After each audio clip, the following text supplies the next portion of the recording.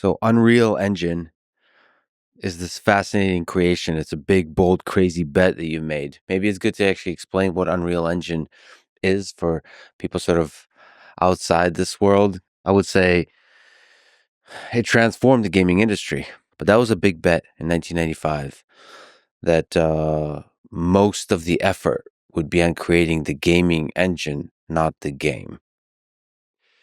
Yeah, Unreal Engine is a big bundle of code and tools, a huge software package that provides all the functions you need to build any sort of a 3D graphics application. Game developers use it to make games, and that's the predominant use, but it's also used in Hollywood film and television production to create 3D scenery in real time for production sets, to do pre-visualization. It's used by car makers to visualize their cars before they're constructed or manufactured.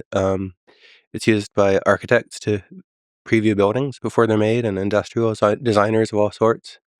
And it provides, all of the 3D simulation features you need, both for creating highly realistic 3D graphics, but also physics and interactions between objects and making things happen like you might see in the real world. And supports a huge variety of styles, from Pixar stylized movies to cel shading, to photorealism. And it can be used for anything that needs real time 3D graphics. Including humans that populate those three-dimensional worlds. And we'll probably talk a bunch of the details involved in the process of creating ultra realistic humans, because we humans care about how other humans look and how they convey emotion and express how they speak, all that kind of stuff. But so yes, it's the 3D objects that are static, the 3D objects that are dynamic, and on the dynamic front, including humans that are ultra dynamic. So all of that, you have to create this engine that simulates that world, the world as this beautiful world that we know and love.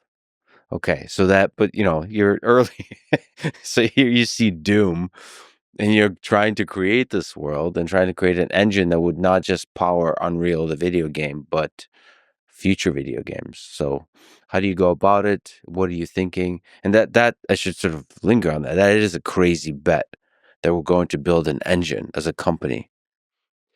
Yeah, well, the philosophy began with ZZT and continued onward. We're not just building a game for players to play. We're also building tools that could be used for building that game or any other game, and catering to all of the artists and designers who would use the tool. And so that philosophy started with the very early parts of Unreal development. I was building the tools for level designers like Cliff Blazinski and artists like James Schmaltz. And as we began marketing the game, thinking it was 6 months away, we were constantly releasing screenshots and things like that. Other companies started calling us and saying they wanted to build 3D games too, but they didn't have the expertise for that, and they wanted to license our 3D engine. And this was one of the coolest pivots in Epic's history. Microprose called up Mark Rain, our vice president and longtime business guy, and said they wanted to license our engine. And Mark Rain was like, "Oh, what? You want to license what? What, an engine? What's the what engine?" And they explained to him what they wanted to license. He's like, "Oh, that engine. Yeah, yeah, that's very expensive." But this was one of the critical things that kept Epic going through that 3.5 years. We were starting to license our engine out to other developers. Microprose took 2 licenses, and we got in $500,000 from that. And company GT Interactive licensed our engine to build another game, and we got paid for that. And so we had this revenue stream funding the development of Unreal Engine from other games that were being built by other developers. And because they were the lifeline for the company, we took the engine business very seriously from the start. We set up mailing lists so that our partners could ask us questions, and all the developers and artists working on our games were participating and helping customers. Everybody took that very seriously because it was our funding source. And that's kind of set this dual spirit of Epic of building technology and supporting game developers simultaneous with building games and supporting gamers. It's continued onward and just grown over time. Can you just go back to that? You programming. What are some interesting technical challenges you had to overcome? You mentioned dynamic lighting. like create this three-dimensional world and try to figure out the puzzle of how you actually do that at a time when nobody should Carmack and you doing this kind of thing. It's a totally open wild west. So what are some interesting technical challenges you had to try to solve? There's a lot. Some of them are visible on screen, and some are behind the scenes, Yeah. still require a lot of innovation. All the graphical techniques were really interesting challenges. And Unreal Engine, uh, in those early days, went a lot further than the Quake engine in building environments using constructive solid geometry with a real-time editor. And that was a really interesting technical challenge. The idea is building is extremely tedious if you are only adding objects to the world. If you want to build a door, then you need to add like a dozen different pieces of door frames and add a bunch of different walls together to fit together in the right shape. It sure would be easier if you could just start with a wall and subtract the door out. Um, and so we had this way of adding geometry to the world and subtracting geometry, and the engine would perform all of the calculations on that. Um, this is something that I'd been anticipating was possible for a long time, but when I finally got around to it, it took this 30-hour coding session to like figure out all of the special cases of the code that needed to be implemented to make that work. But in the course of 30 hours, I got constructive solid geometry up and running. I started doing like handed it to James Schmaltz the next time we were together, and it's like, okay, I think you're cheating here. So you create a giant torus, and then add another giant torus interlocked with it, Hmm. and then subtracted a cylinder from it, and like created this really advanced composite object with just 3 operations. He was like, "Whoa, I can't believe this." It's like, "Yeah, we figured it out." And that was cool to see for the first time. It was probably the first time somebody had done constructive solid geometry in real time. But it was also a really useful artist tool that all the artists appreciated and immediately began making use of. Can you actually speak to that, the 30-hour session? I mean, this is not, from everything I know about computational geometry, doing this kind of thing from your perspective is not, that's not easy. That's, what is it? The uncertainty, the open questions involved, I mean, even just on the algorithm front, how to do that efficiently. And then plus the usual programming thing of debugging, like suffering through the trickiness of it. And we don't have really, at that time, you don't have the tooling to really visualize everything that's going on really well. And you probably like using some crappy editor. I mean, there's just a lot of like friction here. So the 30-hour session is one that's probably rough. It's a rough one, Your brain works in different ways, and depending on your state, right? right?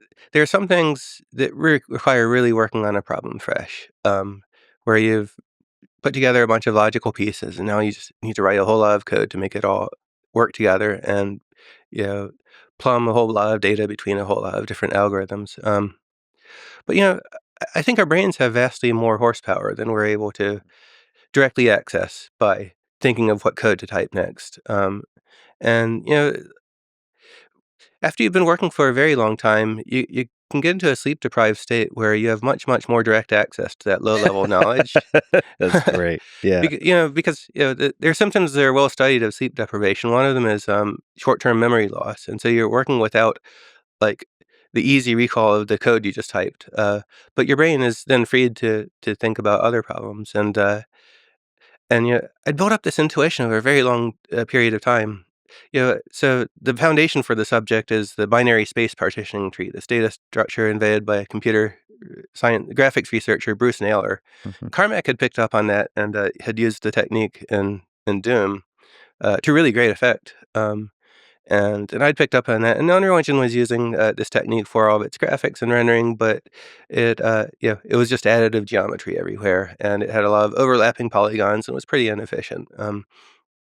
So I had the idea that if we had a BSP tree, there was a really efficient way to do constructive solid geometry, and to do that, you had to break down the ways that different pieces of geometry can fit together. I broke it down into like 14 different cases, and most of them are pretty simple, crank them out. Anyways, I got towards the end, there were some pretty complicated things like, what? How do you deal with coplanar polygons? They're in the same plane, Yeah. and pointing in the same direction versus the other direction. In what cases should you keep them? In what cases should you eliminate them? And so on to create really efficient geometry output. And just plowing through it, eventually through mostly deduction, but some trial and error too. Like sometimes you just have to try the possibilities and see what works. I cranked it out and it worked. And the next day I came in like kind of weary and I was like, oh wow, this actually did work. It wasn't just a dream. So you're considering the edge cases also. I mean, that's the problem with geometry is like there's probably just gonna be all kinds of weird polygons that you have to. So you're like thinking, you're imagining the edge cases and trying to see how do I not create inefficiencies in this algorithm while still considering the edge cases, allowing for the edge cases. Yeah, it's pretty easy to write software that's like 99% correct. It's Yeah. the 1% that's the really hard part, and where the devil lies in the details. What about like lighting? Is there other interesting? Well, the funny answer is like we know the laws of physics. So it's actually really easy to do everything in computer graphics, but Yeah. the direct solution of the laws of physics is immensely slow. And so what we're finding are approximations rather than complete solutions. Because you need something that's a million times faster than the brute force answer.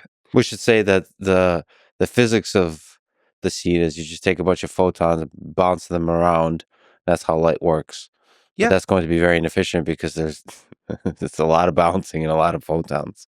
Yeah, yeah, photon tracing is the subject matter that does brute force calculation of pixels on a screen from all of the light in the scene, and it works and it's correct, and it just is an implementation of the laws of physics, and it's millions or billions of times slower than what we do. But Carmack had figured out how to do uh, really cool lighting algorithms, including real-time lighting with objects moving around, and I hadn't taken it very far. So with Unreal Engine, I'd realized like it's we don't have nearly enough computing performance on our CPU to compute the light of every pixel on the screen from all of the light sources that affect it. We were at a 6-cycle texture mapper, and we couldn't afford 30 more cycles for lighting. And so the answer had to be some approximation. And the one that Carmack had picked up on in the Quake engine was light mapping.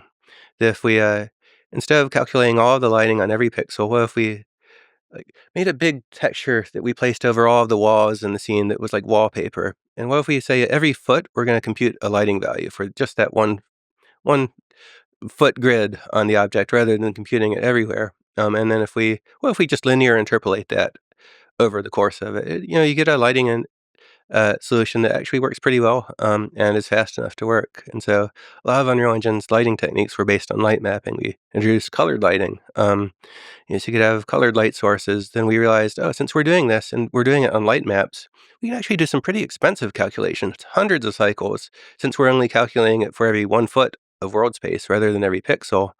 And so we introduced a whole bunch of elaborate lighting effects, like torch flickering, and the caustic effects of water bouncing off of a surface, and so on. And like pulsing lights and blinking lights and everything else, and created a system. I created a system for compositing them together. So if you had an arbitrary number of light sources, they could all do that. And Oh, nice. then I implemented a shadowing algorithm. If you cast a ray from a point on a light, from a light to a point on a surface and see if whether it intersects any other geometry. If it doesn't intersect, then the light hits the object, and if it does intersect, then the light hits something else first, and that pixel on the object should be dark. Uh, so I built a real-time version of this, and it ran at about a half a frame a second. So I was Yeah. running around at half a frame a second, like shooting out light projectiles and looking at dynamic lighting. And it's like someday computers will be fast enough for this, but not today. So I made a non-real time version that pre-calculates all the lighting and realized, oh wait, if you've pre-calculated the shadowing in an object, you can still apply the lighting dynamically as long as the light's not moving. So you could do torch flickering with shadows, Mhm. and figured out all of the cases of dynamic and static lighting that were actually practical on a computer at the time and expose them to artists. And this was the wonderful thing. I was just like typing in these little features, exposing them to artists, and every day they'd find like a drop down with some more lighting options available to them, and they'd start using them, and they do things that I never thought possible. Mhm. And this was always the coolest thing. As a programmer building an engine, You might think you know the implications of the feature you're building, but artists are so clever that you'll always find that you've built the capability of doing vastly more than you ever anticipated as they start to use combinations of features together in concert to do ever more amazing things. That's the genius of artists, is they're given constraints, and within those constraints, they create something you could have never possibly imagined given the constraints. That's Yeah, just such a beautiful coupling between engineering and artistry and art. that's right. And it's timeless. What did the Renaissance painters do with paints, and what did the early game artists do with early engines? Everybody's figuring out the capabilities of their medium, and you're seeing a revolution. This is blowing my mind. This is so fun. What about fog? You mentioned fog. That I don't even know. How do you even do fog? So you mentioned Unreal. So the first version had fog. Yeah, it was a funny thing. Uh, So this graphics hardware company had just started up in Finland, and they released a screenshot of what their GPU was doing, and they showed a scene filled with volumetric fog. So you had a foggy room with some light sources in it, and when that happens in the real world, what you see are glows around the light as the light brightens the fog around it. But the brightening of the fog diminishes over time because the fog absorbs some lighting, and so the further you get away from the light, uh, the more fall off there is. And, you have a bunch of colored lights overlapping together in a space like that. The effect is just absolutely magical. Like being out on a foggy light with street lamps above. It's something that's surreal and look just beautiful. So it's like, oh my God, they figured out how to do real time volumetric fog. I have to figure it out myself. And so that was another like 30-hour coding session. Nice. But like at the core, I realized, okay, what's happening here is we have this lighting function saying the light at a particular point in space is like, you know, falling off with the inverse square of the the distance from the light source, right? The inverse square law from Isaac Newton, which applies to lighting. What I had to realize was that the way the fog interacted with the light was that you calculate the view from your eye's position to a point on a surface in the world. It's going through fog, and you're accumulating more and more light as a function of the amount of light illuminating the fog at that point in time. And so, well, you know, I'd studied that in mechanical engineering without even knowing it. That's the line integral. You have an integral over a line of some function. Well, this is exactly what it's for. It's for accumulating the values of a function over a continuous space and time. And I did a bunch of math and realized that, oh wow, the integral. And then I looked in a reference book of all of the integrals, and thankfully people had solved them all. And I realized the integral of this transformed 1/r² is turns out to be solved by the arctangent of r. Uh, and so if you calculate the some parameters based on the position of the eye and the position of the surface point you're ultimately seeing, then you calculate exactly how much fog you can accumulate from that. Of course, you can't do that per pixel because that's hundreds of cycles of CPU time. And so what we had to do is calculate volumetric fog on something equivalent to a light map, but calculating fog every square meter in the world. And so, we had enough performance for that. We built volumetric lighting and gave it to the artists, and they started building magically detailed levels with volumetric fog and in real time. And then, decades later, I was talking to one of the engineers who'd worked on that hardware and asked about their volumetric fog and told him how it inspired me uh, to figure out how to do it in real time myself. He was like, "Oh no, we cheated. We just rendered it out of 3D Studio Max." That's awesome. That is so awesome. That is so inspiring on so many levels. Yeah, that you saw that maybe it's possible, even if it was kind of smoke and mirrors, uh, and then you actually made it happen. It's so inspiring to hear these kind of stories when there's so much uncertainty and you figure out and so many constraints and you figure out how to bring it to life in real time and create this world that Unreal did.